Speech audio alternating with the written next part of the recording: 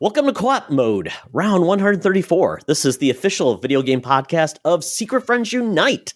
I am one of your hosts, Todd Oxtra. Oh my goodness, it's almost summer here, and St. Patrick's is just in front of us. So you know what? I'm ready to drink some green beer and watch some NCAA basketball. Joined by the Canadian Mark Carabin. Mark, how are you doing, bud? I'm good, man. All the snow that we got a few weeks ago is pretty much melted, so I'm feeling good. I'm happy the snow's going away, and I'm ready to drink whatever green beverage you put in front of me. A little Shamrock Shake with maybe a little Irish whiskey in it. You know what? Let's go. Nothing's more Irish than that. Very cool. And we are joined by a new friend who will be joining the Co-op Couch tonight, and that is Clint. Clint is from the XCP Discord, a huge supporter of content creators, and also a damn good HellDivers 2 player. Oh my. Clint, welcome to the show. Pleasure to be here. Thank you very much for having me. Oh, it was great. I asked Luke, I said, hey, looking for some new voices, some folks come on the show. I think you were also on the community show that they have. Yeah. So I think that's really how we kind of got connected. So, and it's a great Discord group. If you are an Xbox person, great place to be. Almost as cool as our Discord. Almost. Especially if you like bad Star Wars memes for myself, and you know, Mark just doesn't even encourage me anymore because he knows the bad things that'll happen there. So, Clint, I'm going to ask you 3 questions. Yeah, that's true. Charlie's Force Ghost is always lurking. You guys have known each other for 487 years, I think, at this point. Yes. And somehow you still, like, he hasn't learned that you're just trying to troll him with the Star Wars stuff. Yes. It's incredible to watch. You're like the two Statler and Waldorf or something from the Muppets or whatever. Like, it just fantastic. I've convinced him I've got like this like yaddle, like unhealthy yaddle, like perversion. And he's bought into it. So so if you want more of those hot takes, every once in a while I do appear on Holocron Chronicles. So you know what? Just turn in for me because it's comedy gold, folks, and bad Star Wars takes. So sometimes I'm right, most of the time I'm wrong. But with that, Clint, I have 3 questions for you. Uh-oh. First console you ever owned? Probably the NES. Well, my parents owned it, but that was the first thing that got me into it, was playing Mario Brothers. It's all downhill from there. Love it. Okay. First game you ever purchased with your own hard-earned money, I guess. I think it was going to be Teenage Mutant Ninja Turtles Back in Time. It was on the Super Nintendo. Turtles in Time. Yep. Great. I just played that like maybe a week ago. It's a classic. Me and my friends still quote like the level designs and stuff like that for sure. Love it. Okay, last question.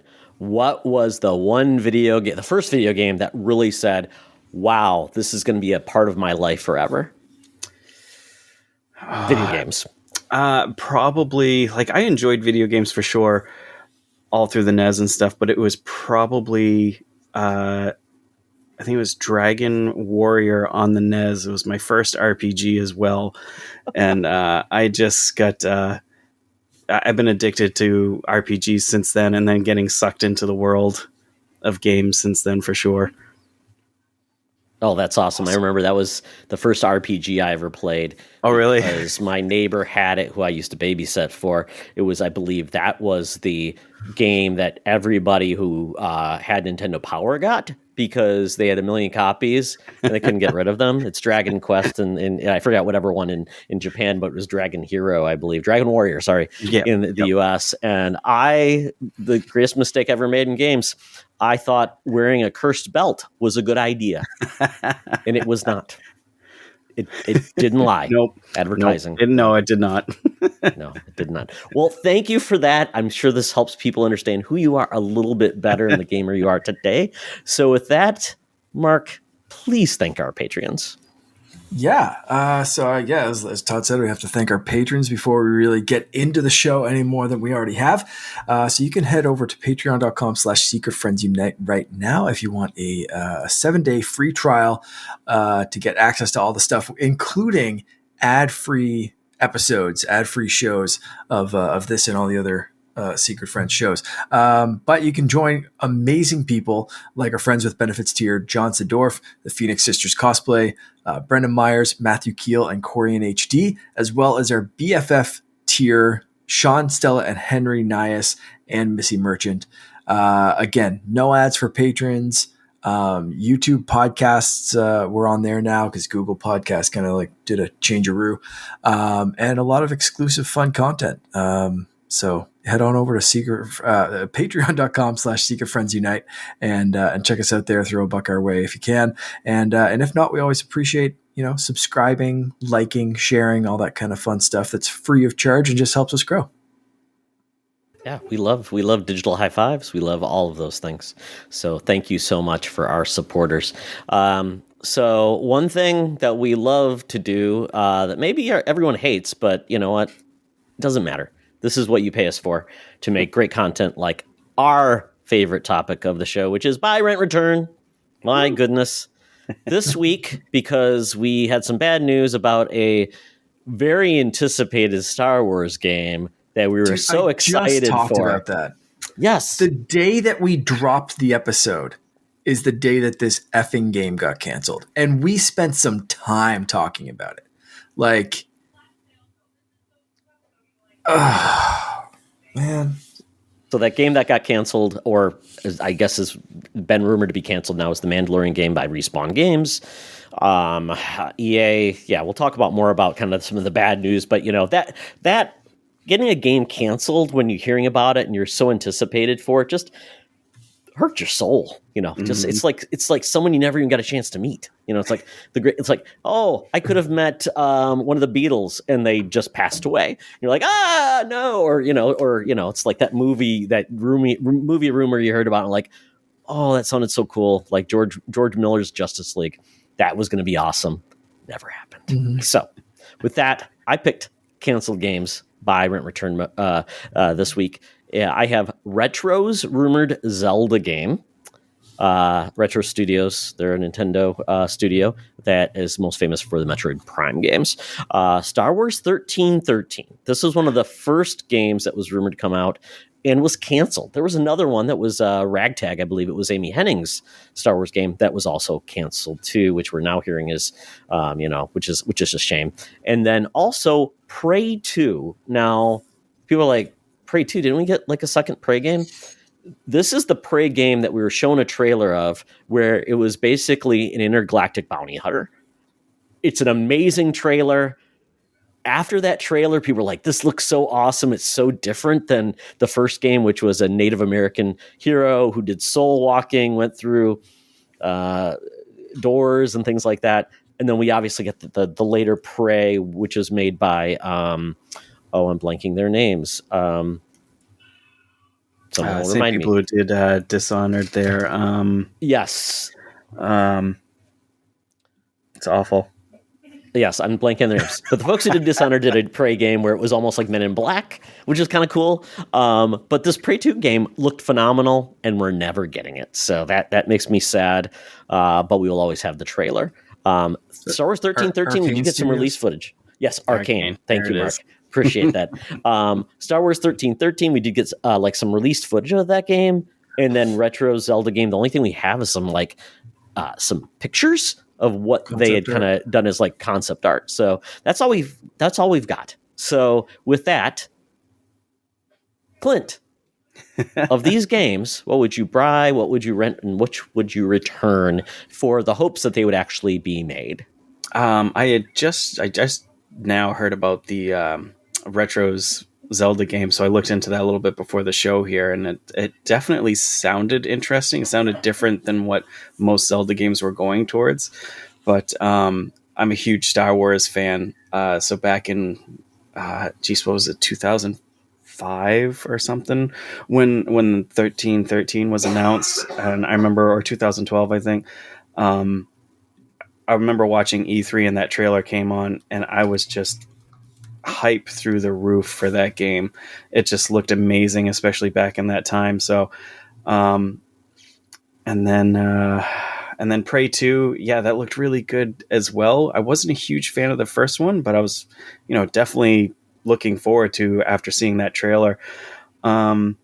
After looking up the Zelda stuff, I'm probably going to say buy Star Wars 1313, rent the Prey 2, and I'm sad to say, cancel Zelda game the way it sounded.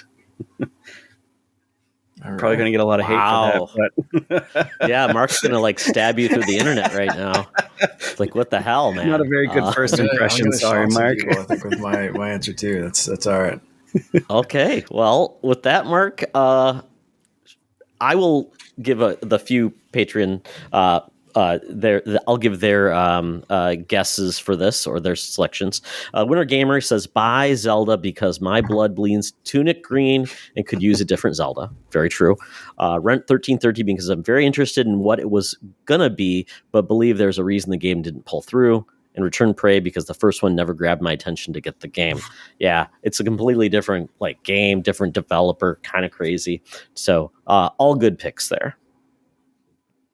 Yeah. And we got the Nias family. Sean writing in with buy 1313. Open world Star Wars games are so much fun. Rent Zelda because it's Zelda. And Return Prey, the first game was not really for me. Yeah. Talk about a franchise that can't figure out what it is, right? I mean, the first one's about, like I said, a Native American soul walker. The second one was going to be an intergalactic bounty hunter. And the third one was Men in Black. Very odd. Yeah. Okay, Mark. Okay. This is a tough one for me.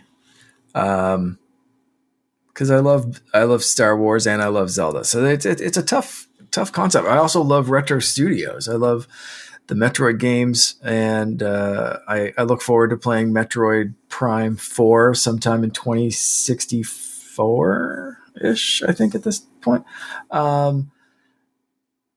So because I'm going to go buy Star Wars 1313 because I think I was really, really pumped for this Mandalorian game concept that just got canceled. And it seemed like a lot of the framework, the feeling of 1313 was kind of poured into that game. It's like the rumors were it was a more gritty kind of Star Wars. It was focused on bounty hunters, which 1313 kind of was. It was gritty and bounty hunter focused. So I think some of that, the soul from 1313 kind of made its way or inspired this one. And now I don't get to play either. That sucks. So I wish I could bring that one back. We have enough Zelda games. And we just got a great one, so I'm okay with that. We just got a great Star Wars game, but whatever. Yeah, so I'll rent the retro Zelda game and Return Prey 2. And I've never been into that series, so that's not a huge loss for me. Those other two though are talk to me tomorrow. I'm going to flip flop. Yeah, it's like choosing. It's like Sophie's Choice. I mean, I like Zelda and Star Wars tattoos. Like, you can't really make me choose. Come on. I don't want to know where your new tattoo is, Mark. Please don't show me. No. The picture of you? Yes. Oh, that's right. I remember where you showed it to me. Thank you. Very close to your heart. Secret Friends Only fans. Get it first. Right. Yeah. They get to see all our tattoos. That's everything. Everything real up close. What are you choosing here, Todd? It's weird because we're always going to get a Zelda game. We're always going to get a Star Wars game. So I think of what could have been, what could be with something new. And that intrigues me a lot. The what if, because we don't really, all I got was that trailer, and that intrigues me to no end. And it's like, oh, wow. And I think that time I was writing, my Mass Effect was in my brain. So I love space operas. I love new universes and things like that. So I'm going to buy Prey 2. And it's on a hope and a prayer You know, I know it's dumb because it's never coming out. It's not like I'm going to get another Space Prey game, so it's kind of stupid. Maybe they took those ideas and Human Software. I don't even know if they still exist anymore, but it's owned by Bethesda, so maybe somebody digs it up and says, "Hey, what are you doing?" I don't know. It's one of their studios. Make something cool. Oh wait, they don't allow them to do that anymore. Oh well. Oh well. I don't know, but maybe this is what Toys for Bob is going to do. They're going to make Prey 2. That's exactly in their wheelhouse. Exactly. I love it. So yeah, I'm going to say bye Prey 2. I'm going to rent retro Zelda game. Now, I was looking this up because I didn't realize they actually had planned like 2 Zelda games in the Zelda universe. They had the Untitled Legend of Zelda game, but they also had pitched a game called Heroes of Hyrule. This game sounds hilarious, and I love it. It's a weird spin-off.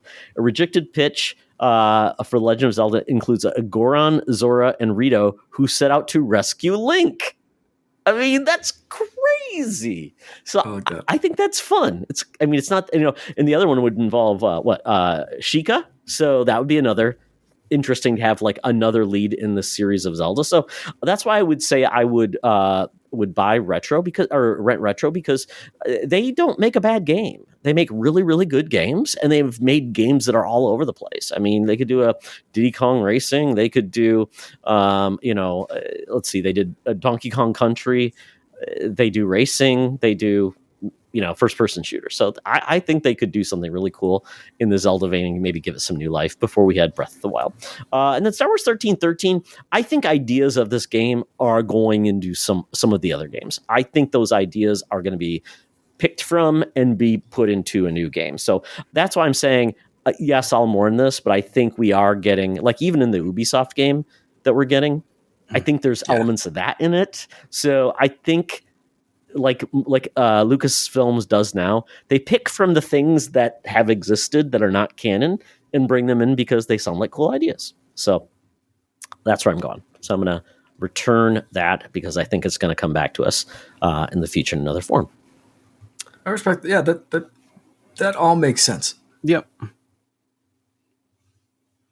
That's unusual, Mark. I think this might have been the first time you've ever mentioned that or said that to me. I mean, your reasoning's pretty sound. Like a new game is exciting, and especially like you said with Star Wars, like you get bits and pieces in those things, and that's why I kind of like openly admit it while I was talking. It's like I'm gonna flip flop on this one. I'm gonna be more pissed off that we didn't get this Zelda game, or I'm gonna, but like right now, Star Wars cancellation is like fresh wound. So I'm just like, no, bring that back. Come on. Do your thing. Yeah. But like, any of these answers, I can see the reasoning behind them. Well, very good. It was hard to pick these 3 games, but they stood out to me. There's a bunch of others. So everyone has a game that just like, if only could have happened. And if anyone has any thoughts on games that I didn't mention here that they'd like to see, let us know. Maybe it's a future topic. We could resurrect that and visit that in the future. So that we get into what we've actually been playing with our valuable gaming time. So Clint, kick it off. Definitely Final Fantasy Rebirth. Hardcore. Well, I shouldn't say hardcore because I haven't been able to get to it too much, but I'm probably about 12 hours in, probably. And of course, HellDivers. Definitely. But trying to hit Rebirth as hard as possible, as that's probably the original Final Fantasy VII is probably one of my favorite games of all time. So nice. Yep, that was my first JRPG. I finished it. I had to use a cheat because I couldn't get enough experience. So I don't know how I got the cheat. I don't know if I bought like a what was it? They had like Game Genie for the PlayStation. Game Genie. Yep. It would have been Game Genie. Yeah. So I used a thing to get experience because I'm like, I'm never gonna beat this game because I think I went to disc 2 too early and I couldn't go back, or I screwed something up. I know what it is. I couldn't get like the gold chocobo because I screwed up. So I'm like, I gotta figure something out. So that was what I did. So I totally get that. So yeah, that's where I played a little bit of Remake and it was like, okay, it's not for me. but I love the visuals and things like that. My son destroyed the game; he loved it, and then that got him into Final Fantasy. Nice. So I'm actually playing Rebirth, and I'm actually gonna put it away. But with your understanding of the game, if somebody's new to this Final Fantasy remake Rebirth, how do you feel that 7 Rebirth, is that something where you could just jump in? They do give you a like previously on, but it's very short. Yeah, it's a very short. If you wanted to jump into Rebirth, there is some quality of life features in there for sure that if you didn't like the remake, that might entice you a bit more. But I would definitely say you would have to watch a video overview of remake for sure to get caught up to speed, definitely, or else you'll definitely be lost. But if once you're caught up with everything in the story, I think you'd be fine with it. I think the battles are a little bit better. Material usage is better and stuff like that. So more streamlined, I should say. There's a lot of open world activity. So if you're an open world fan and like, it's not as crazy as like Ubisoft open world, but there's definitely a lot of stuff to go around and unlock and explore. So And I don't want to give away any spoilers, but I mean, there's a demo right now. If you own a PlayStation 5, there's a demo you get, and you can play that, and your progress saves over, which is great. And they just updated, I believe, to include a new area. What I found fun in my short period of time, you get to do a flashback, which I thought was a lot of fun. And as I was playing that flashback, and you're kind of actually talking to your friends, explaining the story, it gives you choices on what you can do. And I got chastised for looking in someone's closet. Yeah. Kind of like Cloud was a pervert or something, which I thought was absolutely hilarious. Yeah. Like, am I going to regret that choice? Yep. That's what I thought too. I was like, because I know technically you're supposed to be able to date further on into the game. I was like, did this screw me over for with Tifa or anything like that? Because I just figured if I said I was being truthful, it's like, and I get, like you said, I got completely looked down upon, and which I guess warranted, I guess. But who knew? Creepy people are when you allow them to be creepy, want to be creepy, and I wanted to be creepy. So you know what? Don't give me that offer if you're going to give me consequences for my actions. It's an RPG. I thought there was a potion in there or something, Exactly.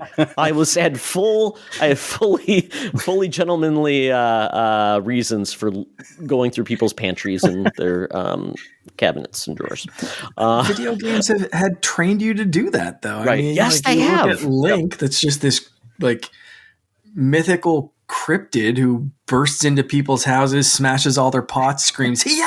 and jumps out the window. Like you're trained to just do that kind of shit in video games, and there's zero consequences ever. So the first time you try it, and someone's like, "Don't look at my drawers," like what? That doesn't exist. It was there for the taking. Yeah. Unless it says like you're going to steal that and there's consequences, like in Skyrim or something like that, or Starfield.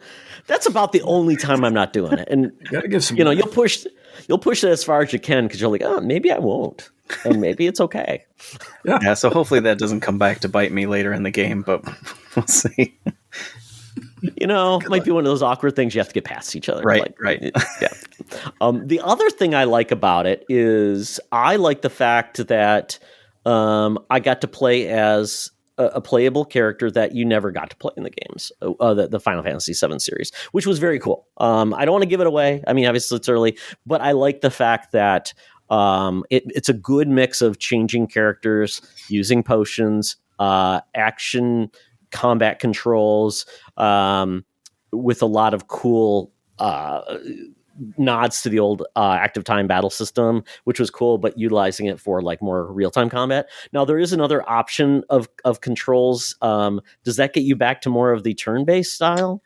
A little bit. It's just it slows down the action a little bit. So while you're picking like a spell for somebody else to use, it stops the combat, and then or slows it down very, very, very slow. So it's almost like a slow time type of thing. So it gives you more time to think about it. So you're not rushing and clicking something by mistake or something like that. So yeah, it's not complete turn based like the old one was, but does slow it down for you if that's what you're looking for. Very cool. The only reason I'm asking these questions now because I played the same game, so I didn't. It probably makes more sense to talk about it now than come back to me on it. So, very cool. Anything else? I mean, you said 12 hours. This game is close to, we believe, 70, 80. Do you feel like it's going to be well paced? I think so. Like I said, so I was talking to Muffin Man from XEP Discord as well, and I'm still in the first area at chapter 2 in about 12 hours, level 23. He was in chapter 5 at level 23. So it's definitely you can either breeze right through it or not breeze, but go right through mainlining it, or you can do that, explore everything, unlock everything as you go, level up, get some better materia type of thing. So I think it's going to be as long as you want it to be, I think, and I want to drag it out. You'll be waiting 4 more years for the next one, so right? Yeah, I might as well.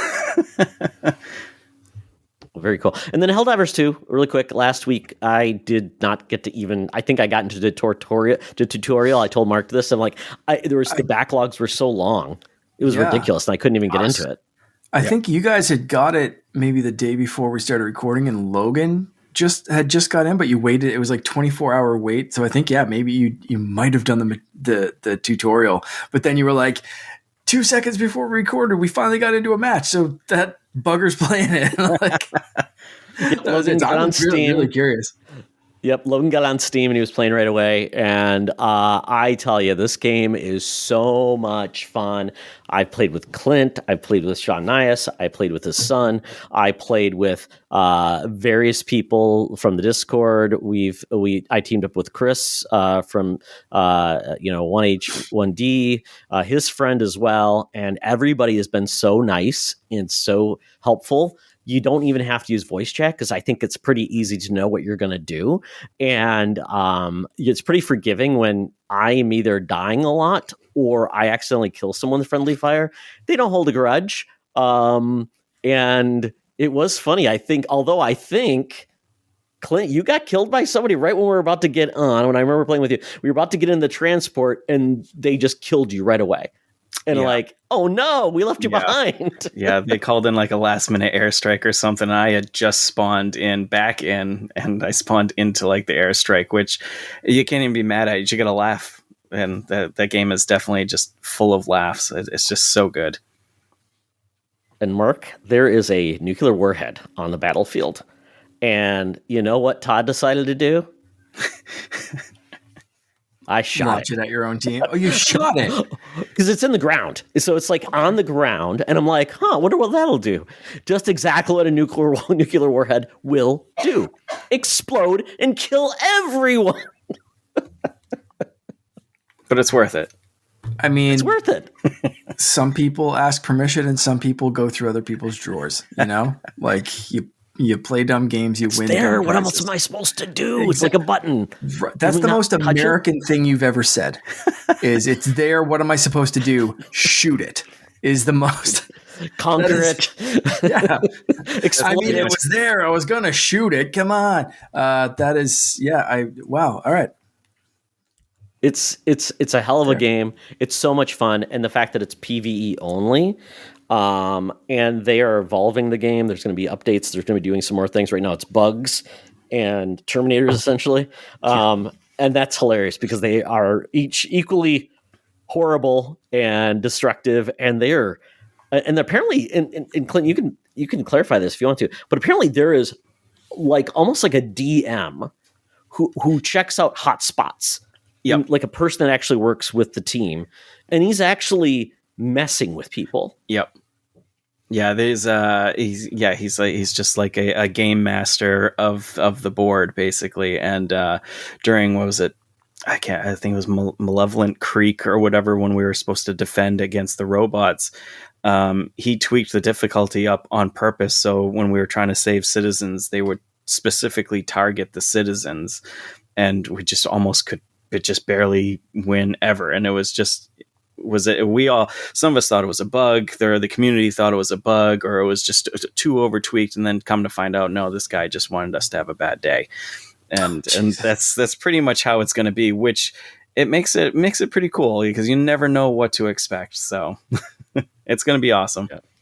Cool. Yeah, it reminds me of what was it, Left 4 Dead, where they had the same thing where basically they could heighten the difficulty, they could track where you're at, look at hot spots on the map, and know where people are going to do things. And I just love that because it just becomes like, okay, it's still PvE, but there's still one big bad person that you can't even kill or do anything that's still going to mess with you, which is fantastic. So it's a really cool game. It's, four people per match. It's gotten better in regards to now. I think they're at 700,000 per server, and apparently the game is actually increasing in sales again, it's which is just crazy.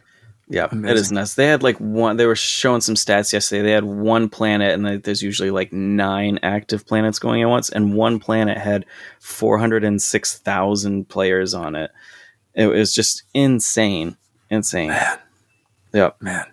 Wild. People at work have been talking about it and raving about it, and they know I'm a gamer, and they've been asking if I've been jumping in. And I made a decision this week that because I was in that like big purchase kind of mood, and instead of buying a PlayStation, I bought a 3D printer yesterday. I like it. Are you going to build a PlayStation 5 with your PD? Yeah, that's the second thing. I'm going to print a Benchy and then PlayStation 5. Let's go. I don't know, man. It's been something I wanted for a while, but like so many people talking about this damn game, I'm like, just bring it to Xbox or someone give me a PlayStation. I don't know, man. It's so tempting. Borrow your brothers. Just borrow your brothers for a weekend. Yeah. He'll let ya. I'm gonna have to. Yeah. Yeah. Just do that, Mark. Yeah. Tell him Todd said it's okay. Deal. All right. There you go. You can trade him your 3D printer for a weekend, and he can like make some. I'll print him a Flexi Rexy. That'll distract him, and I'll be able to steal his console. Exactly. And he gets to keep that. It's not like you're going to take it away from him, I'm going to take it away from him for sure. Oh, you're so horrible. You're so horrible. Oh my goodness. Yeah. I'll have to show you some of the things Sean printed for me back in the day with his first printer. There's one right behind me. It's an Obi-Wan. It's so much fun. Lightsaber. It's amazing. I love it. I've had that on my shelf since they sent it to me. The Nias family was awesome enough to send me that lightsaber, and it's been right there. And I love it. And I've wanted a 3D printer for years. Probably about 5 or 6 years ago, I designed a 3D M, like the N64N, only it was M because of my name. And I got my friend's cousin to print that one off. And it was like the first thing that I like designed in 3D, and then like it was just there in my hand. I was like, this is the coolest freaking thing I've ever seen. That's neat. And then seeing the lightsaber even more intricate and stuff, it's just like I kind of need one of these. So I have some plans on stuff that I want to print, and I'll be like talking about that more in Discord and stuff. And because I was already asking some people there, and Sean was very helpful in suggestions and. It's a slippery slope, Mark, is all I will say. Oh, yeah. Yeah, I've already been pricing out like different kinds of like filament and like fancy glittery filament for different stuff that I have. And I'm just like, man, this is just going to be something. It's going to be like one of those things where it's like, it's like I have some fun ideas. I got a great deal on the printer and like the package with a couple of things of filament and stuff. So like I'm pretty psyched, but at the same time I was like, this could be HellDivers money. But anyway, I'll stick to my choice. Well, like I said, steal your brother's PlayStation for like a weekend, play it, and then when he's done playing with his toy, maybe he'll forget he doesn't even have it. Yeah, and then get hooked on it and have to sell my kidney. And it'll be fun times, good times, good stuff. Just because I can definitely give up a video game after one weekend for sure. Exactly. So if we ever get Mark into HellDivers 2, it'll be a lot of fun. Or buy a Steam Deck, and I think it can run on a Steam Deck, maybe. Who knows? That's it. Why buy a $600 PlayStation when I gotta buy a $1,200 Steam Deck? That's so much easier. $1,200. You buy? I don't know how much a Steam What are you Deck. doing? They're like $1,000. Well, you get the base one for $400. Oh, okay, all right. I thought they were way more. There you go. Yeah, no. They're pretty good. Very cool. So HellDivers 2, definitely check it out. There's awesome people. If you need to find people online, it's very easy to get people into the game. You just click like a one button. Here's my code, and you share with anybody. It's not like the Nintendo code. It's 8 digits long, and you automatically drop in. It's so easy, cross-platform. It's super great. I love it. Yeah. Well, very cool. So, Clint, one more game you've been playing, and I've heard about this one. It sounds awesome. The Deep Rock Galactic Survivor. It's kind of like one of those auto shooter games, kind of like Vampire Survivor type of, in vein of that type of deal. But if you've played the Deep Rock, it has your 4 characters: your engineer, your gunner, there's the driller, and then there's the scout. You can level them all up. The level design is super cool. It's like you're in a mine and you work your way going down to 5 levels to beat the final boss there. And as you're going through, you're constantly fighting and leveling up your weapons against bugs, but you're also mining minerals so you can spend those minerals to either level up your weapons and stuff during that run, or you can save them and upgrade your character overall. So the next time you make a run, you're a little bit more powerful to go through. And it's in early access right now. And I think it's pretty cheap. I think it's like $10 or $8.99 or something. And like I said, it's still early access, but there's a ton of content there for early access. So I've got, I think like 16 hours, 18 hours into that. Oh.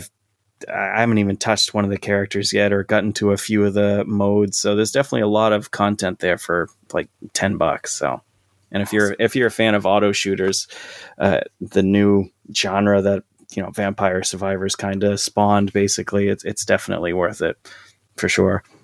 Sick. Every IP should have a Survivors game. Marvel, DC, Star Wars. Yeah. It's like, because nobody owns the concept, right? And I mean, even Vampire Survivors, they basically just took all those Konami assets that Konami forgot they even owned and said, "Let's make a game and have fun." Yep. And I did see that. Yeah, I did see Vampire Survivors. They're like doing like things inspired by Final Fantasy. They're bringing like assets that look like old school Final Fantasy. They're doing a couple other things I saw, and I'm like, that's pretty awesome. Yeah. Make it vague enough. Do a Pal World style, make it just close enough that they can't get sued and go crazy. Is that supposed to come out on, like, because it's like you said, it's on early access now. Is that supposed to be coming to like mobile or I'm pretty sure all I've heard right now is that at the moment it's going to be Steam or PC release, but the main game is on console, so I'm sure it'll make its way once the early access bugs are kind of out of it and is smoothed over type of thing. I'm sure it'll come to consoles for sure, and I could see it running on mobile just fine. It looks fantastic on PC, but there's no reason that modern mobile phones wouldn't be able to handle a version of it for sure. Yeah, I was very surprised with how well Vampire Survivor ran on like phone, Switch, everything, because like the first place I played it was my Xbox. I was like, there's a lot, even though it's simplistic, like there's a lot of stuff thrown on the screen here and a lot of effects and a lot of things going on. But man, yeah, it just kind of works everywhere. When I was in Europe, I had a Razer Kishi at the time. It died on me. But I was playing the mobile version because they didn't have to worry about anything. And it was perfect with the Razer Kishi. I was playing that on my phone. I loved it. It was fantastic. Did better there than I did actually on console, which was kind of crazy. So yeah, it's great. Well, very, very cool. Well, thank you, Clint. Yeah, of course. Clint's always making us jealous about what he's been playing, what he's up to, and yeah. That's because I have no self-control. I have such a backlog because of it. Yeah. And he was just at the Harry Potter symphony where they play the movie with with an orchestra in the background. I did that a while ago. That was fantastic. That was an awesome experience. It's cool. Nice. Yep. Very, very cool. Well, very, very good. Mark, you did a little bit of high seas 3DS action. That's the best way to put it. Yeah, I suppose you could put it that way. Yeah. Anyone that's opposed to pirating or whatever, A dead system. yeah, turn Where away. Nintendo Now. can't sell you anything anymore. Exactly. Yeah. So turn away. I would. Here's the thing. I will happily pay for a game if I can. And I know from talking a few years ago with Jules Watcham, I know that there have been people, including him, that have wanted to bring Virtual Boy games to the 3DS because it could work. Jules's the Mutant Mudds games are very kind of similar to WarioWare, or not WarioWare, Wario Land for Virtual Boy, and like inspired by that kind of stuff. So you can see like the inspirations of some of this, and like the desire from developers to be like, hey, we've got like retro remixes and 3D retro games and then straight virtual console. Like, why don't we do this for Virtual Boy? There's 12, 13 games, whatever it is. Let's just put them on there. It can actually run 3D. Let's like in all their red glory.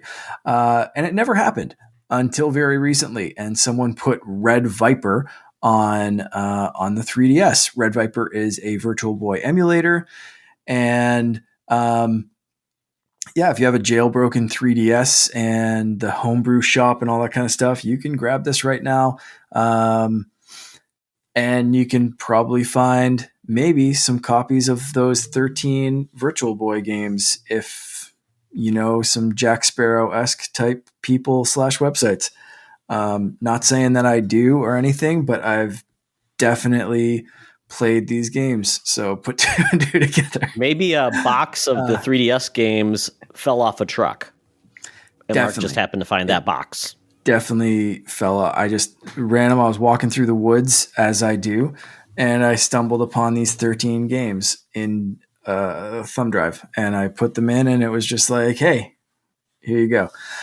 So I've been playing Red Viper. I've been playing a few of these Virtual Boy games on my new 3DS, which is not like new, but like that's the name of the new, not the new 3DS XL, just the new one with the faceplates. 3DS non-XL with the faceplates, yes. This works so well. The 3D, oh man, the 3D effect is superb. It is so great. The leveling, the layering is there perfectly. Oh, because it's using the depth of the 3D tech. Okay. The depth is so good.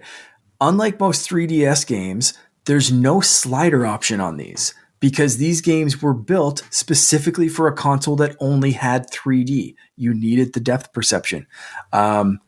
My camera's doing a really weird thing right now. I'm gonna it's a little disco. It's storing Nintendos outside your house, Mark. There we go. It's just the flashlights of the if Nintendo some police. goons come and kick me in the face, you know why? For 13 Virtual Boy games that they haven't paid attention to in 30 years. Okay, hey, they came after Yuzu. They're after everybody else. True. So these the slider doesn't work because it's a set depth perception. So it's either full 3D or no 3D at all. You can play them in 2D if you have a 2DS, but I don't think they're as good, or I don't think most of the games are as good. Some of these games, like I said, they were all built for 3D in mind, but some of them, like, I just don't think they'd work in 2D. So I've been playing, so far I played, what did I play? Mario Clash, Tennis, and Wario Land. They're the only games that I've played so far. I'm going to get to all of them. But I had played Tennis and Wario Land before on a Virtual Boy back in the day when a friend of mine had one. and it was uncomfortable and hurt my eyes. And this has not hurt my eyes. It's a really, really cool throwback. I'm actually like loving the customization within Red Viper as well, because if you don't like red, you can change it to anything. It is still one single gradient, but if you would rather it be gray or blue or green or whatever you think is more pleasing to your eyes, you can very easily set it. There's a couple of like pre-made selections or a full color wheel with 1 billion colors on it that you can change this to. It is really, really good animation. Emulation. I've not noticed like pretty much any hangups or anything like that usually comes with like new emulator software, and it's usually iterated. This is just great. It's just straight up a great throwback. It's really solid. If you have the means of the things that I mentioned already, try this out. Try it out. It's a really cool throwback, and I really wish Nintendo would have taken advantage of this while the 3DS was in its prime, because I think there would have been some respect and even just like a cool bit of history there with the 3DS. And like I said, I don't think the Virtual Boy games work on a flat system. So I don't want to see these on the Switch. I don't want to see these on the Switch 2 or any kind of, virtual console or Nintendo Switch online subscription. Like they don't work. Mark, I have the solution. It's waiting in front of your eyes in a world of cardboard. Labo makes all of this possible. They could have even made a little cardboard stand. You could have hunkered over it like you were a 12-year-old boy with the way it was meant God intended it to. Yep. Have I convinced you? Is this the second time I'm absolutely right this episode? Yes, definitely. Definitely. Because if there's one thing that's deader than the Virtual Boy, I think it's Labo. So let's get 2 zombies in one. That's that. 2 zombies always make a fun time. Put them together, you get synergy, and it becomes like it takes off, and like it's Second Life. The other part, Mark, I looked up in the list of Virtual Boys. So there's essentially, if you get all of the Japanese games and get all of the games that are different regions, there's like 22 games. There's like a murder mystery horror game. There is a lot of vertical force. There's a virtual boy. What is this? Virtual fishing, a virtual lab. Yeah. There's Labo. Come on. First one. There's a water world game. 13. How is there a water world game? I saw that too. I was like, what is this? How did that even I have Waterworld downloaded. I'm ready to go. Kevin Costner said, come on, let's go. I mean, these games, I guess this could work in VR.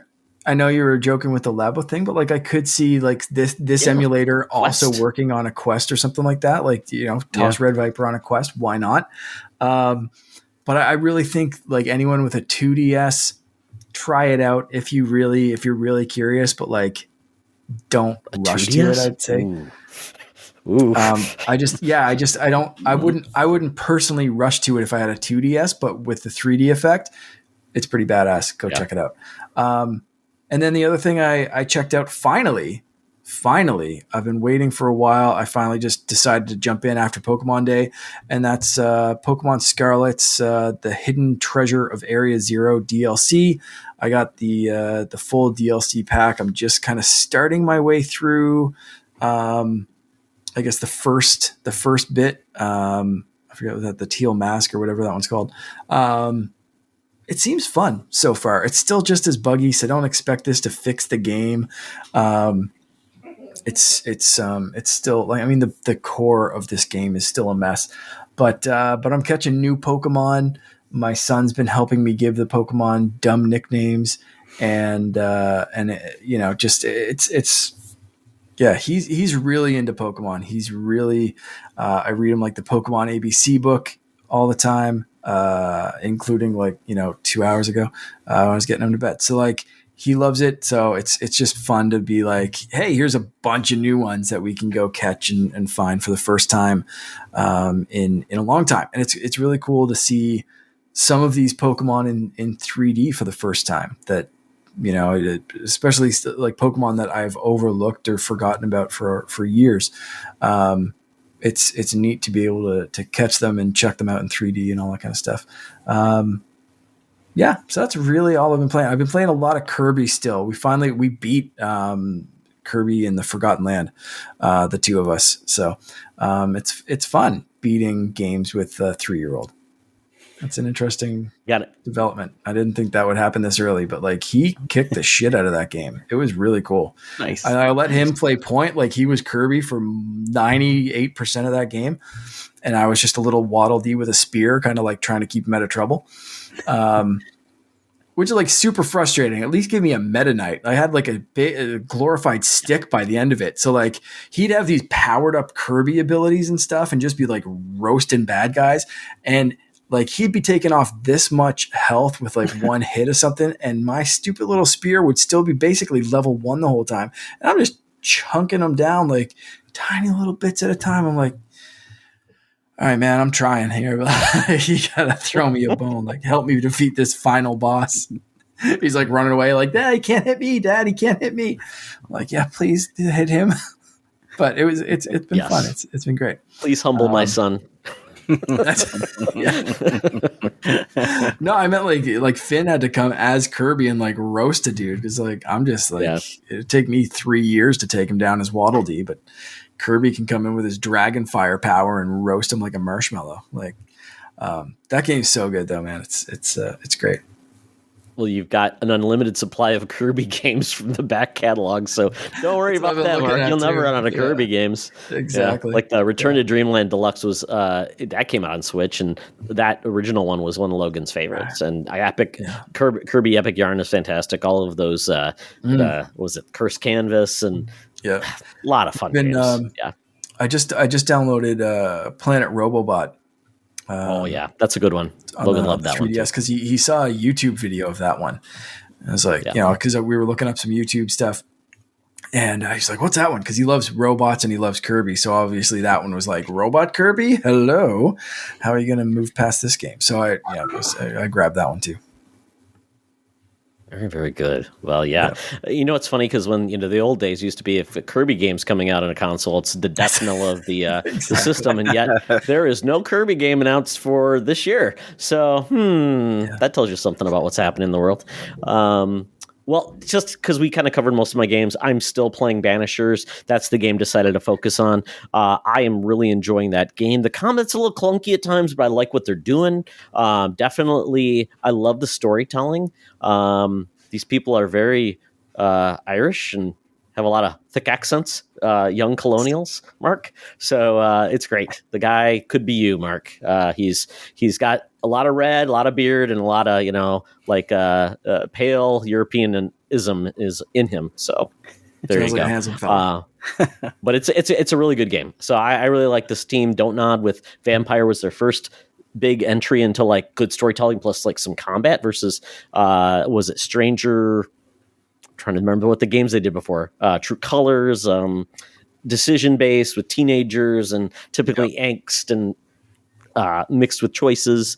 So this is like their foray into like more like traditional story based RPG with good storytelling. So I really like it. So more to come with that. As I look forward, I've got about a month before the next big, or another 3 weeks before the next big flurry of games comes, because apparently March 22nd, they just had to drop like 3 of the biggest games in 1 week, which is dumb.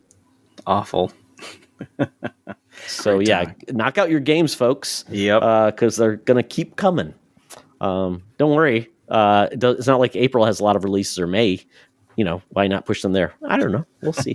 We'll see. So that's what I've been gaming and up to. I was hoping to play Balatro because that's like the new hotness. It's a like basically a roguelike poker game that is on console and on PC. I was going to play a demo, and this is weird about Steam. They put demos out, but they don't last forever. They'll pull them off. They'll remove them.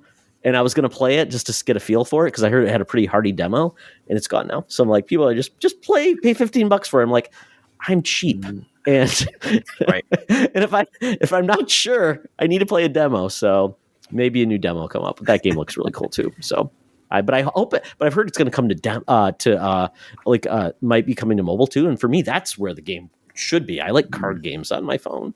It's great toilet time. So until that happens, and I'm paranoid about dropping the Switch in the toilet. So don't even mention that. Don't mention that. You. Yeah.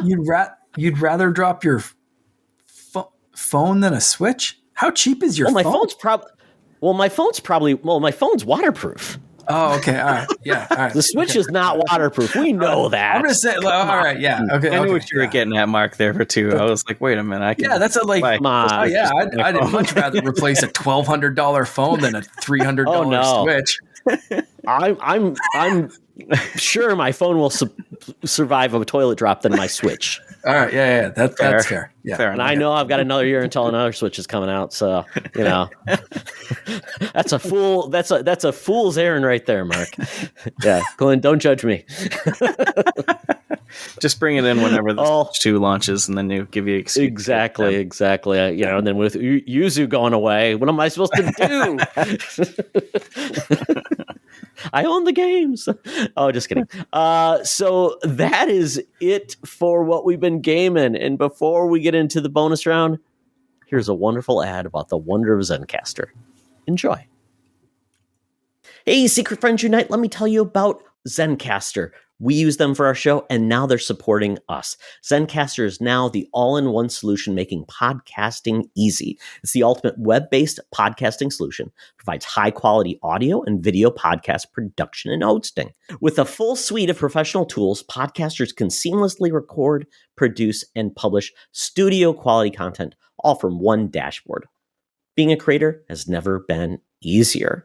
And we chose Zencastr because of the ease of use, high quality output, and it makes it super easy for our guests to come on. We had multiple solutions we tried before, and Zencastr has just been the best fit for us. Why Zencastr?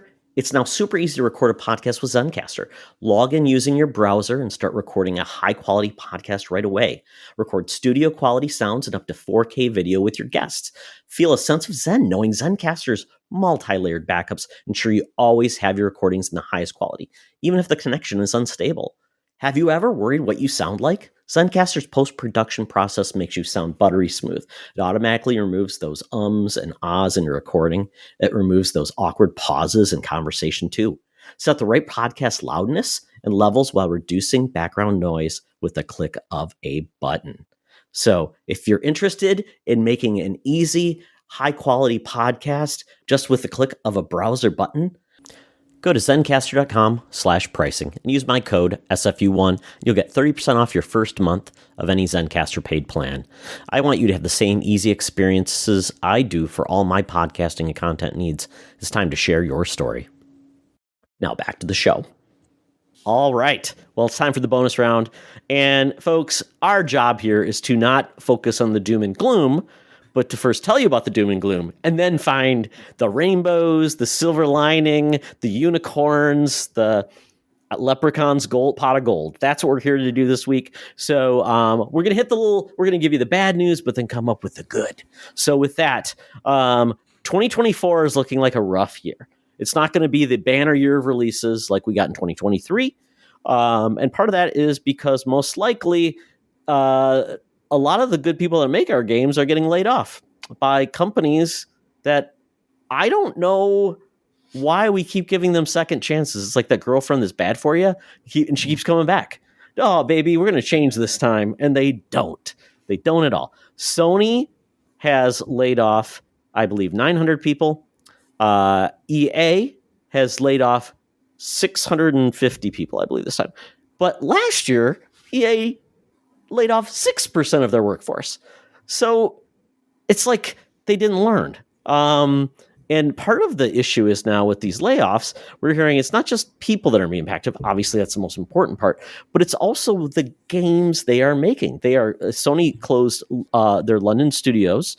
They also have canceled multiple games, even including a Twisted Metal online game. When they have a hit Twisted Metal series on TV, a live action or a online Twisted Metal game. There's no games in that space right now.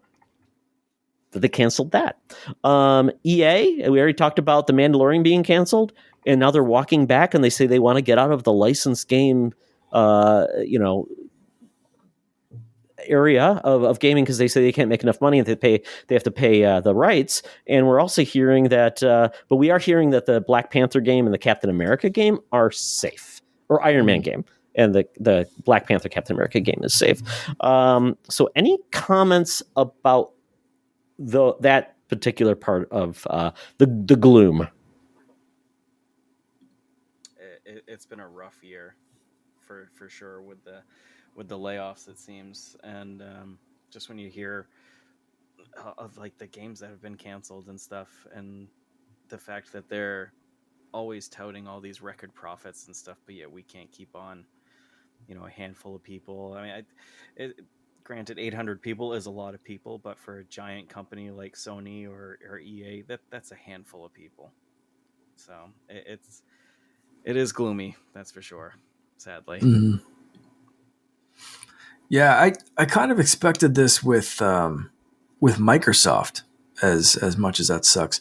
But like when you get those kind of big mergers and that kind of stuff, there's going to be, as corporate and sleazy as this sounds, but like there's going to be redundancies, right? Like there's going to be two people that have the same job and you only need one of them. And that sucks. Absolutely. How would you like to be called redundant? That's just so dehumanizing. But yeah, absolutely. Yeah, I mean, and I've been essentially told that before. I wasn't redundant, but it was like, that kind of word. It sucks. It stays with you. It blows. But like, if any company was going to do that this year, that's the one I expected to do it, because there were such big mergers. There were such like the Activision thing. And I think Activision, it seemed like part of their problem was that they did have a little bit too much, or there were things that could have been changed there. And especially like some management mix-ups and that kind of thing. So I kind of like, I looked at that merger as like, this is going to suck for a lot of people. But then seeing it for PlayStation and seeing it for EA is just like, man, like this just sucks all around. It doesn't matter if you did one of the biggest mergers in gaming history, or if you're just like feeling like being shitty this year. Like, it just seems like it's just punching from all around. And Todd, like you said, it's like that relationship where it seems now that people are going to start getting games out of the industry. Like when a game company would close, a lot of times, this person would go here and that person would go there, and we'd hear about these people joining new teams, or there would be places for most of them or a lot of them. But this time it's like, where did this many people go? Where do this many game creators and talented people, where do they go? They're not able to stay in this industry. And that's the worst part, is like that talent isn't, I don't think, being absorbed like it used to be. And it's like, that's the part that kills me. It's just like, man, this is like dream crushing. It's there's no longer like, cool, we'll go to another company and we'll try again. Like you said, I think people are getting out of this toxic relationship, and that just sucks. And I know gaming is a business. I know that they have to make money to keep making games and that kind of thing. But I hope we're not headed for some sort of like corporate greed breaking point where all of it falls apart because the games that they churn out are all crap. And, people play like Fortnite and HellDivers, and then another 20 games just die, and studios close. Like I think that the industry's better when there's original ideas and talent that goes to every type of game, just like movies. You can have a big blockbuster Marvel movie, but you can also have intelligent movies and rom-coms and simple movies and documentaries. And I think if every single gaming thing is just a live service Fortnite knockoff, then it's like this industry sucks now. Let's do something else. It's just, I don't know, man. There's a lot of doom and gloom for sure, and hopefully the layoffs are kind of like easing back now again. And it is this time of year, right? Like it's, like year end for a lot, like that kind of thing, like coming up. So it's like, maybe this is it. And rough economic times, I guess, but like you're saying, like record profits, it's hard to use that as a scapegoat, excuse, whatever. So it just sucks. It does. I shared a screenshot that PC Gamer put together. They're tracking the layoffs, and since January of 2023, so essentially a rolling 12 to January 2024, 16,000 people. The scary part is, of that number, January saw the highest number of layoffs per month in the last 12 months. I mean, they have like a representation of a dot equals a person. So it shows a clustered, like this is a real person. In January is just ridiculous. So as you mentioned, Mark, as we get closer to the end of fiscal years, my company does a fiscal ends in May and June starts a new fiscal year. I think Nintendo goes through March and Sony does probably something like that. So a lot of this is just a lot of the industry reacting, and it's just not games. It's everybody else doing like, hey, we're all going to take 8% of our workforce out. It's like a number. Sounds good. Yeah. Okay, cool. A lot of it is to hit profit numbers. Less people. People is the biggest part of a company's layouts. So, at this point, I think Apple may be the only one. And Apple, it came out that Apple's canceled their car, but they're just going to shift those people to another part of the company because they are so successful. But we thought Microsoft, being the most successful company of all time at $3 trillion, would be like, you could absorb that and you'd be okay. Because, yeah, but enough about that. We are hoping that people find new jobs. I am seeing, and I would love it to have people more vocally say, I found a job. And I am seeing some of those people that are finding like, I saw somebody in Minecraft just got hired as a community resource. But I'm like, well, that's Microsoft. Couldn't one of these people have just been moved to that position? So that's kind of like a +1 -1. So I don't know. I'm hoping we get some of that. And I know there's some people that are going to get out of this that had maybe a golden parachute from a company that's let go. I know Marcus Leto, he was at EA. He's moved away. And hopefully he'll form his own company and need a great staff. And he can hire those people on and do his own thing. So that maybe leads me into, I'll do a little good, a little bad. So a little good is Toys for Bob and Saber Interactive are going indie. Yep. So this is good news in regards to the fact that people would say, well, Toys for Bob, they were owned by Activision. They came along for the ride when Xbox acquired them. They did get layoffs already occurred there. They were impacted by those layoffs of 1,900 people at Microsoft. And people are like, well, and it sounds like they're going to then work with Microsoft now that they're independent. They essentially are probably going to lose all of their IPs or anything that they might have owned. But the good news is that I think in this state, having your own independence, at least you get to be in charge of what happens to you next versus, oh, by the way, we're getting rid of your studio or we're getting rid of your team. We're dispersing them and you're just like a shadow of your former self. And you're going to be working on Call of Duty the rest of your lives. This might be for the positive. So that is a good thing. And with them having a relationship with Microsoft, it means they can probably play with their IP catalog and make a game. And Xbox doesn't have to pay for those people anymore. They can just fund the game. So in a lot of ways, it's a pro because then Toys for Bob say, I want to work on this versus you tell me, sure, we'll let you work on that because you no longer have to support all of your people and give them healthcare, but we're going to fund your game. So it might be a win-win, and then they can be an independent player and play with Microsoft. They could play with Sony. They could make their own IP, like we got. What was it? The ukulele team. They made their own game after they left Rare. And then we've got Saber Interactive, a team that was bought by the Embracer Group for $525 million. So many years ago, they were able to acquire resources from outside sources, buy their independence from Embracer Group for $500 million. So Embracer Group lost $25 million.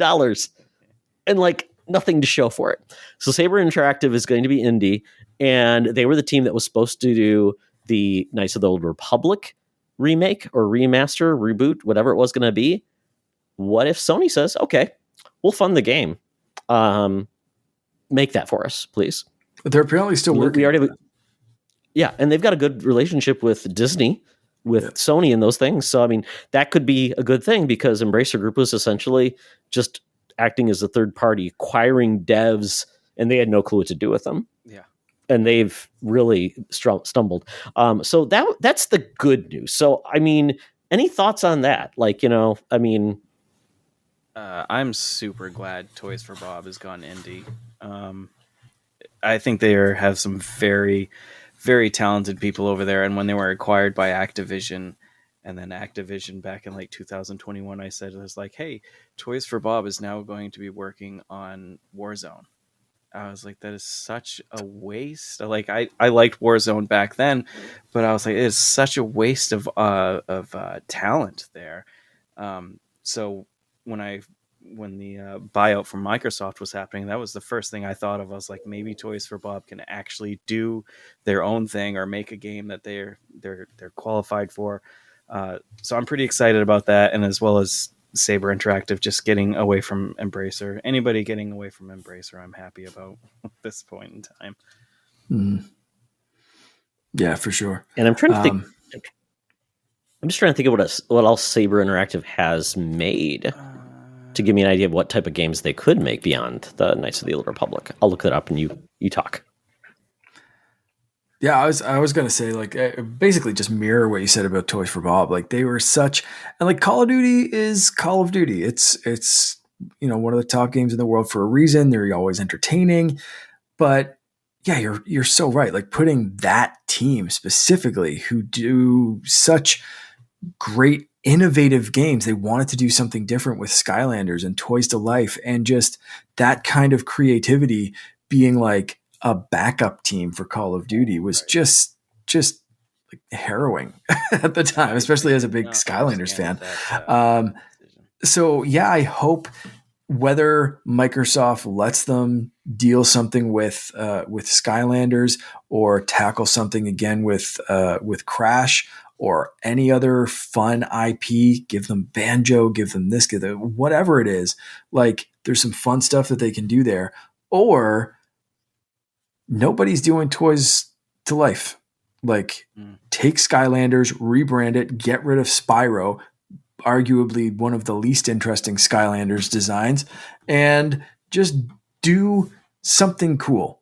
Like, whatever. Here's our brand new, totally original IP, Airlanders. And it's just, like this. And all your old Skylanders TM work mysteriously on this new portal. Isn't that amazing, folks? There's so much that team could do. I am so pumped for them to be just being able to do what they want. Yeah, even if they just said, hey, Xbox, we can make you a Skylanders digital collection, remove the toys because people may not own them. If they want, maybe we'll sell some portals or something like that. But that's more of a nice to have, because there's actually a Disney Infinity version on Steam that is completely digital. You don't need the toys. It's there now. You could buy it if you want. Mark, Steam Deck is all I'm saying. But once again, they could do that very easily. Yeah. What's it called? The Starship Field, Star Fox, Starship Field Fox. I don't know, the one with Star Fox. That game figured this out long ago, man. Because they had a digital version. And the digital version, and you could just get the DLC that you wanted to, the little packs, or you could go out and buy the figures, and it just worked so well. I had the one with the Star Fox figure, and I never used it. I think I might have used it once just to be like, okay, cool, I can put the thing on the ship and then whatever. And then I just bought like all the DLC and could swap out the ship parts and all that kind of stuff just at will without worrying about some rinky-dinky little toys or whatever. But like, that balance of not worrying about like taking up Walmart's shelf space or like these figures, like cool. I'd love to have some because I have a 3-year-old, but otherwise, like if I can just DLC it all, awesome. I have the option to get a couple of figures and I can just digitally grab the rest. Sign me up. Someone needs to do it like that. I still think there's some life left in Toys to Life. Yeah, man, I'm very excited about that. Yeah, Saber Interactive, getting back to them too, they have done a lot of ports. Like, they ported The Witcher to the Switch. So, Xbox, I think, has some games. Like, Sony has Bluepoint that does a lot of their old games and gets them up to speed.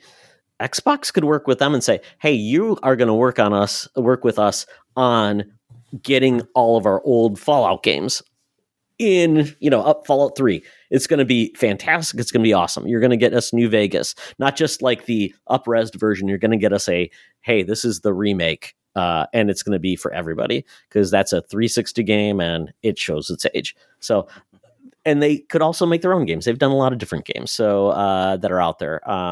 So I think they have promised. They did the World War Z games, which I know a lot of people liked. They worked on the Master Chief Collection as well. So they've got a relationship with Microsoft, so they could help them out, but they could also finally make their own projects they want to. Awesome. So now we're going to do a little bit of sad news. Mark, this really hurts you the most. We thought we were going to get a Switch sequel in 2024. Now we're hearing it's 2025. We thought we were going to get a Pokemon game in 2024. Now it's going to be 2025. So the only thing we know about Nintendo with this year, it's going to be remasters, or I think Daisy is their only remaining Princess Peach, is the only like original new game that is still on the docket for this year on Switch.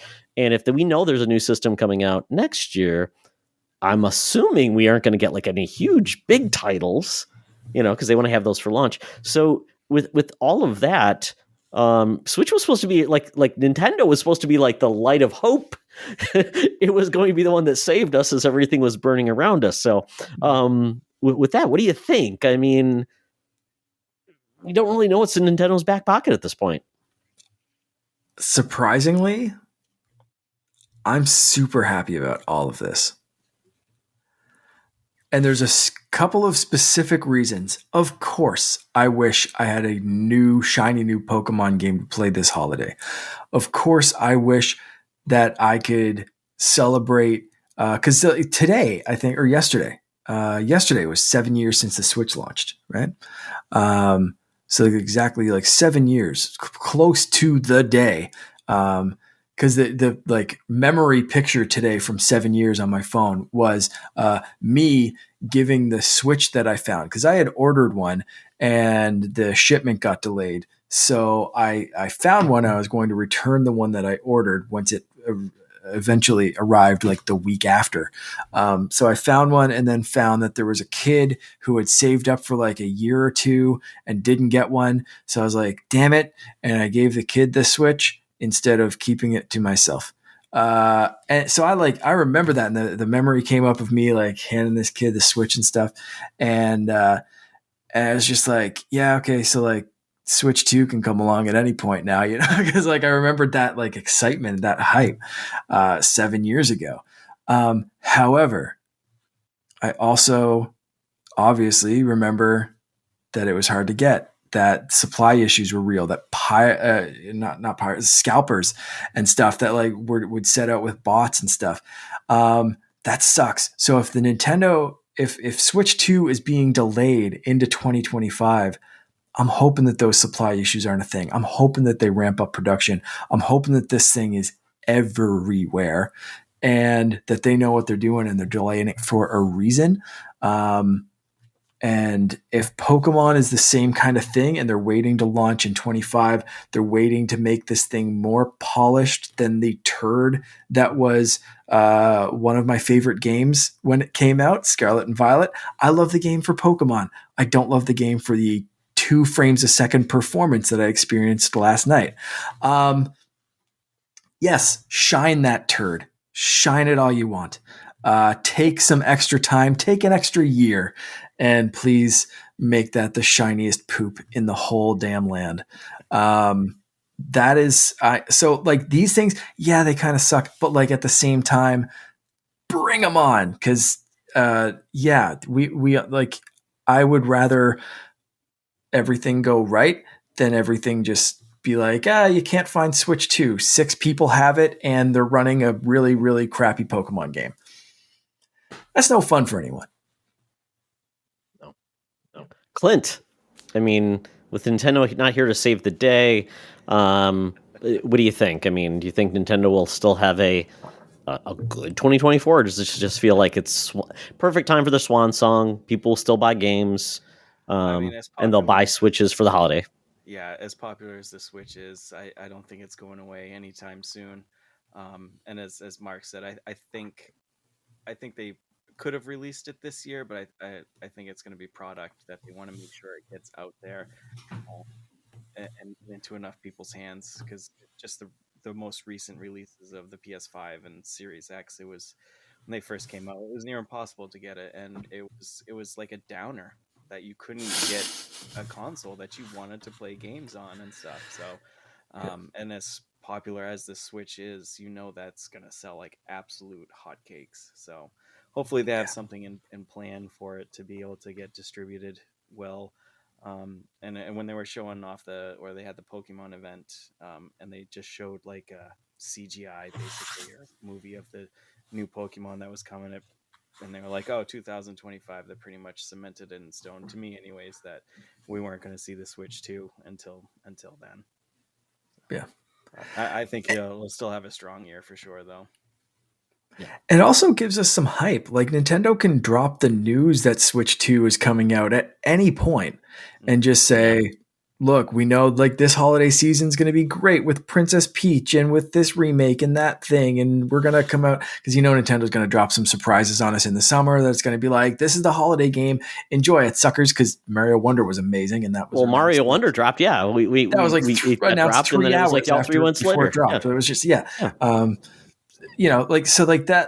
Nintendo has that kind of stuff ready to go, but they could also at any point just be like, hey, you guys want a sneak peek of the Switch 2? It's happening tomorrow at 10. Like, Nintendo does that shit all the time and we love it. So like, give me a year of hype. Let's go. I love that stuff, especially as like a content creator, podcaster kind of thing, like talking about that kind of stuff. Bobby Pauls and I used to just like riff on this stuff. Like, what's the Switch going to be? We made content through the Wii U era. Do you know how boring that was? But like, we made it work and we made it fun. Give me another bit of that kind of hype of like, what do we want from Switch 2? Where some actual trailers and information are dropping and Nintendo's teasing us a little bit. Like, yes, bring that on. Like, that's going to be fun. I remember when people talked about Devil's Third. That turd of a game. And people are like hyped for that. I'm like, you've got to be kidding me. You're just lying to make yourself like not cry at night. Somewhere and that game, apparently, if you bought it, worked up. Yeah, exactly. Yeah, apparently, if you own a copy of that game, it's worth a lot now because they made like 2. So check your shelves, folks. I loved calling that Devil's Turd. So polish that turd, Mark, because that's going to come out on Switch 2. It's a launch title.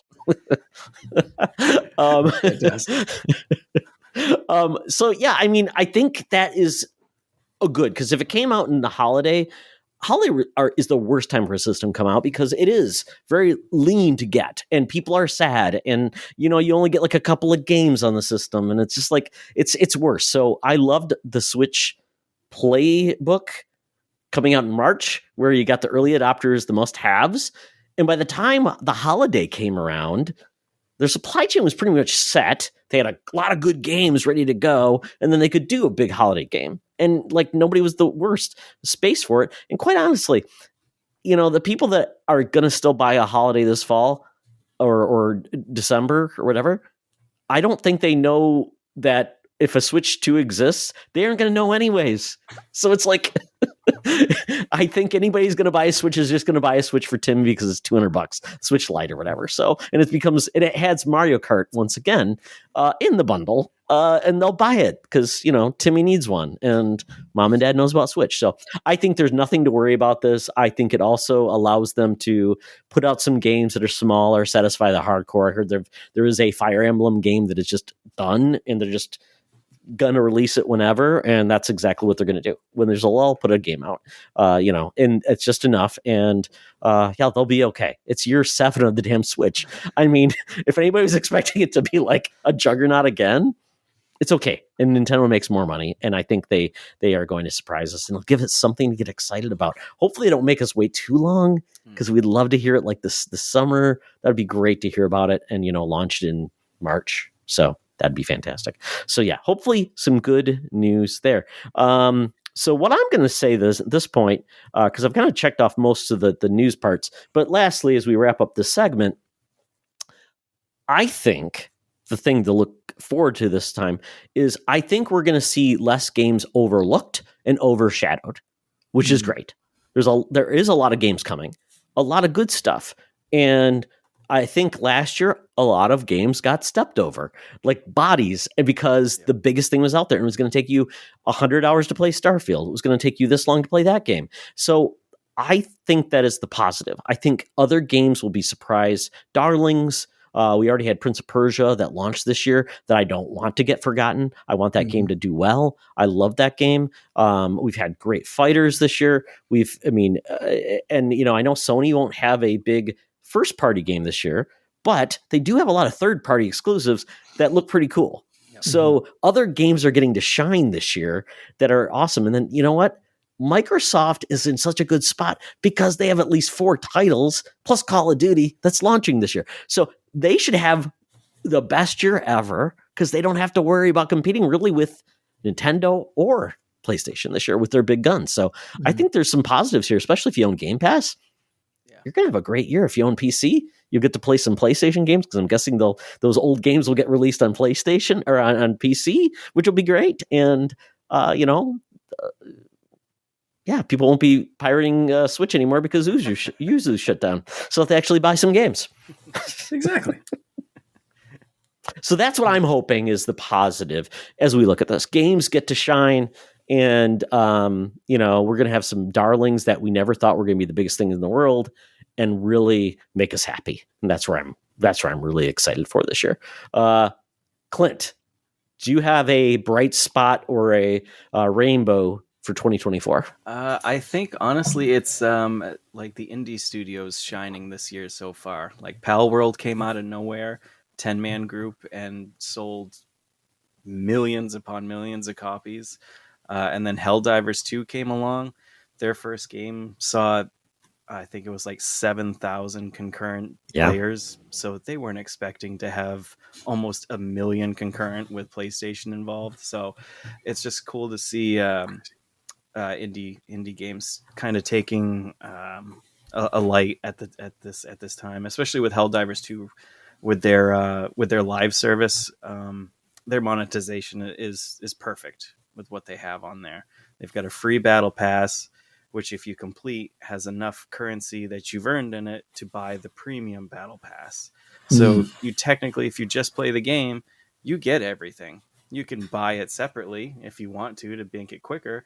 But I think it's time for indies to really shine and take on the bigger companies. So I think that's a good light to see this year.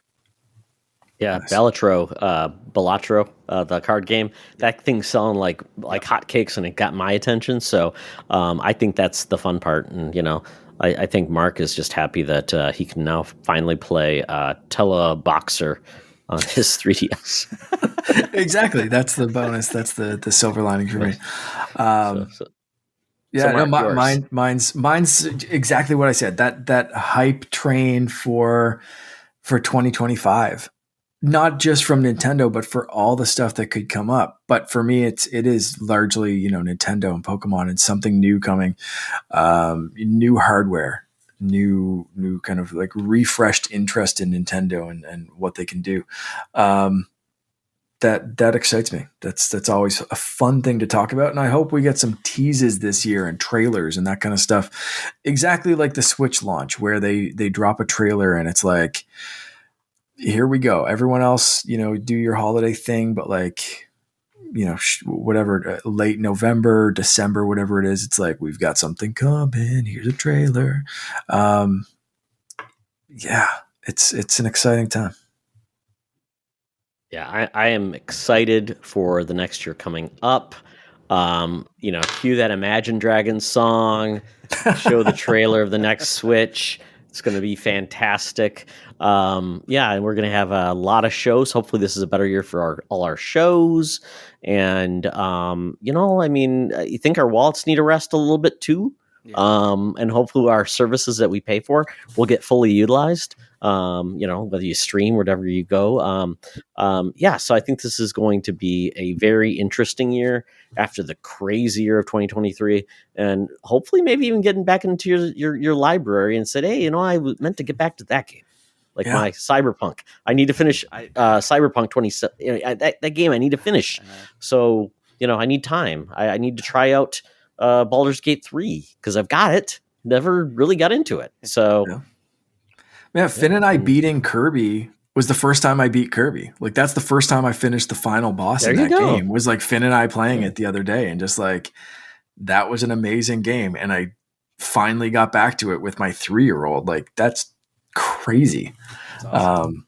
It was so much fun. And that's like, so yeah, going back to those kind of games and just experiencing, especially experiencing in that, like with that kind of new fresh take on it with Finn, but like, just getting back to games that I either haven't played in years or like never went back to finish. Like, I love it. Yeah, it's great. This is going to be the year of the PC because they don't have to deal with us minions. They can upgrade their hardware however they want. The games stay there. It's the biggest library in the world. So maybe we'll talk Mark into another stupid purchase this year. We'll see. Well, very good. Thank you, Clint, for joining us. Tell people where they can find you. Not find you. No, I like being found. It's a good thing.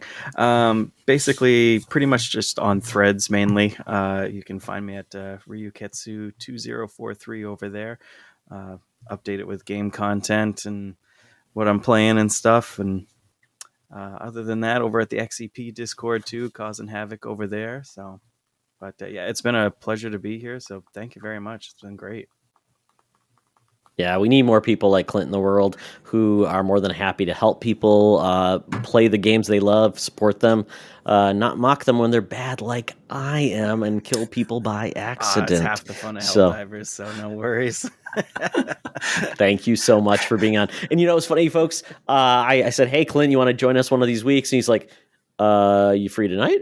Like, yeah, come on. So this is a last minute drop. Yeah. Just like I called him in, I did the Konami code, and Clint dropped down in his HellDivers suit, and he said, let's podcast. Yeah, so he wouldn't shoot a nuke, and look who showed up. It by like 2 hours, and I was like, no, I missed my shot, I missed my chance. And then you're like, no, we're like 8 Central. I'm like, I could still pull this off. So I'm like, you need somebody tonight? Or... Oh yeah, this is perfect. Yeah, so I didn't even have to give him a cup of liberty, as we would say in the HellDivers world, with all their puns, their Starship Troopers world. So thank you so much, Clint. It's been a joy. Check out Clint on Threads over there. It's apparently there's 2,402 other Ryuketsus. I'm not sure where that number came from. I think it was from, honestly, I'm a huge Alien Predator fan, and it was some year in a Predator book, and I was like, okay. 15-year-old me thought it was cool, and it's stuck with me. Yeah, those handles we have, they're like, I don't even remember where it came from. Left, I guess. Yeah. I moved on from my high school with my graduation year and the gamer tag. I moved on from that. Now I just got a stupid one with my college. So I'm moving up. So there we go. Mark, how can people reach you? You can find me on Instagram, Threads, and TikTok as Canardian_gamer. And Nintendo jail or yes. Or in jail for pirating 13 Virtual Boy games. Hey, you live close to the ocean, Mark. What you're pretty easy pickings as they pillage.